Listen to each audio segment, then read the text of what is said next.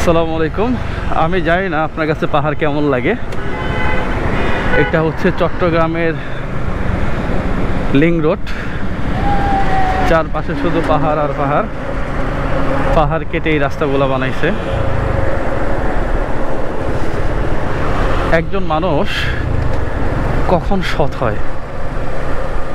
একজন মানুষ তার সততার পরিচয় তখনই দেয় যখন তার কাছে ঘুষ খাওয়ার অপশন থাকার পরেও সে ঘুষ খায় না, যখন তার কাছে অবৈধ কাজ করার সুযোগ থাকার পরেও সে অবৈধ কাজগুলা করে না, তখনই আমরা তাকে একজন সৎ মানুষ হিসাবে বিবেচনা করতে পারি।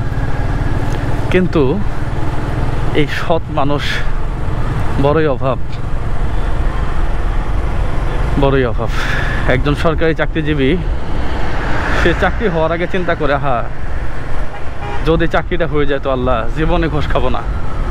সেই মানুষটাই ভূমি অফিসে গিয়ে ঘুষ খাওয়া শুরু করে, কারণ তার কাছে সুযোগ থাকে। সেই মানুষটাই পুলিশে গিয়ে ঘুষ খায়, কারণ তার কাছে সুযোগ থাকে। আবার একই অবস্থায় যেই মানুষটা সুযোগ থাকার পরেও চিন্তা করে যে না, অবৈধ কাজ করা যাবে না, সেই হচ্ছে প্রকৃত মানুষ।